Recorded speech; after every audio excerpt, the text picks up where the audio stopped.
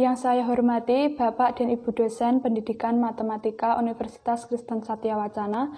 Di sini saya Ramini dengan NIM 20 2017-039 akan mempresentasikan hasil penelitian saya yang berjudul Profil Pemecahan Masalah Matematika ditinjau dari Adversity Question dengan dosen pembimbing Bapak Danang Setiadi SPD MPD. Artikel ini submit di jurnal JPPM atau Jurnal Penelitian dan Pembelajaran Matematika.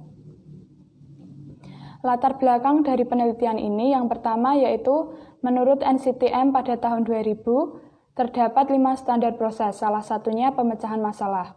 Selanjutnya, pemecahan masalah sangat penting dalam pembelajaran matematika menurut Permendiknas nomor 22 tahun 2006 dan Wilson pada tahun 1993. Selanjutnya, menurut Program Research Information Service of Education pada tahun 2018 mencatat kemampuan siswa dalam memecahkan masalah hanya meningkat 10% dalam 12 tahun terakhir. Selanjutnya, menurut PIMTA pada tahun 2009, pemecahan masalah dapat dipengaruhi oleh beberapa hal. Salah satunya yaitu kecerdasan kreativitas. Kecerdasan kreativitas yang dimaksud adalah kecerdasan dalam menghadapi kesulitan. Biasanya disebut dengan adversity question. Menurut Stolz pada tahun 2000, adversity question merupakan ketahanan dalam menghadapi kesulitan. Selanjutnya, berdasarkan hasil wawancara dari salah satu guru sekolah menengah pertama, kemampuan memecahkan masalah pada materi SPLDV siswa masih rendah. Tujuan penelitian ini yaitu untuk mengetahui profil pemecahan masalah matematika siswa dalam menyelesaikan masalah materi SPLDV ditinjau dari adversity question. Adapun metode penelitian yang pertama yaitu jenis penelitian. Jenis penelitian ini adalah deskriptif kualitatif. Subjek penelitian yaitu siswa kelas 9 SMP Negeri 1 Ampel. Instrumen penelitian yaitu lembar observasi, lembar wawancara, lembar tes, dan lembar angket dengan divalidasi oleh 2 validator. Selanjutnya, keabsahan data menggunakan triangulasi sumber data. Selanjutnya, teknik pengumpulan data yaitu pemberian tes. Sesaat setelah subjek mengerjakan tes, peneliti melakukan wawancara dan observasi terhadap hasil jawaban subjek. Selanjutnya yaitu analisis data. Di sini dari data, lalu mereduksi data, menyajikan data, dan menyimpulkan. Hasil penelitian pada kategori Quitter untuk subjek KR1.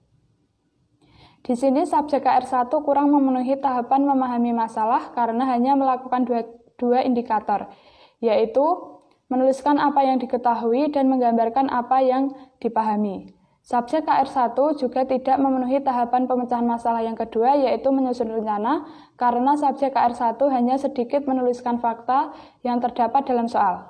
Subjek KR1 dapat melakukan langkah-langkah pemecahan masalah dengan benar dan dapat mengevaluasi hasil pemecahan masalah. Selanjutnya, kategori Quitter untuk subjek KR2. Subjek KR2 dapat memenuhi semua tahapan pemecahan masalah menurut Polya, yaitu memahami masalah dan menyusun rencana pemecahan masalah, melakukan rencana pemecahan masalah, dan mengevaluasi hasil pemecahan masalah. Hasil wawancara dapat dilihat pada kutipan tersebut. Selanjutnya yaitu hasil penelitian untuk kategori camper pada subjek KS1. Subjek KS1 dapat memenuhi tahapan pemecahan masalah yang pertama, yaitu memahami masalah dengan membaca berulang soal yang diberikan. Dapat dilihat pada kutipan wawancara tersebut. Dan pada tahapan yang kedua, subjek KS1 tidak memenuhi menyusun rencana, tetapi subjek KS1 dapat melakukan langkah-langkah pemecahan masalah dengan benar dan dapat mengevaluasi hasil pemecahan masalah. Selanjutnya yaitu kategori camper untuk subjek KS2. Subjek KS2 dapat memenuhi semua tahapan pemecahan masalah menurut Polya dengan baik. Hal ini sejalan dengan penelitian yang dilakukan oleh Wahyu Hidayat pada tahun 2018, yaitu subjek yang dapat melaksanakan semua indikator dalam tahapan pemecahan masalah dikatakan mampu melakukan pemecahan masalah dengan benar. Dapat kita lihat pada lingkaran subjek KS2 dalam memahami masalah dengan menuliskan apa yang diketahui, apa yang ditanyakan, dan menuliskan ulang masalah dengan kalimat sendiri. Selanjutnya, hasil penelitian untuk kategori climber pada subjek KT1. Subjek KT1 tidak memenuhi tahapan pertama, yaitu memahami masalah karena semua indikator yang terdapat pada tahapan tidak dilakukan. Subjek KT1 juga tidak memenuhi tahapan menyusun rencana karena hanya menuliskan sedikit fakta yang terdapat di soal. Subjek KT1 juga tidak memenuhi tahapan melaksanakan rencana pemecahan masalah karena tidak melakukan langkah-langkah penyelesaian dengan benar, tetapi subjek KT1 dapat mengevaluasi hasil pemecahan masalah. Selanjutnya, hasil penelitian kategori Klember untuk subjek KT2.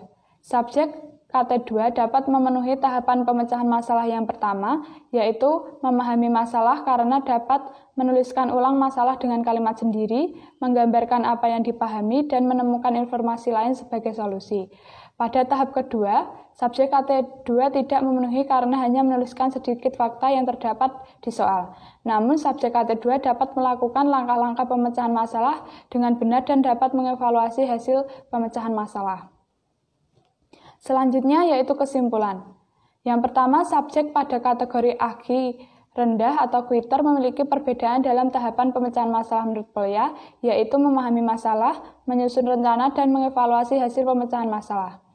Subjek pada kategori AGI sedang atau camper memiliki perbedaan dalam tahapan pemecahan masalah menurut Polya, yaitu memahami masalah dan menyusun rencana pemecahan masalah. Subjek pada kategori AGI tinggi atau climber memiliki perbedaan dalam memahami masalah, menyusun rencana, dan melakukan rencana pemecahan masalah. Berikut adalah daftar pustaka yang saya pakai. Demikian tadi presentasi hasil penelitian saya. Atas perhatiannya saya ucapkan terima kasih.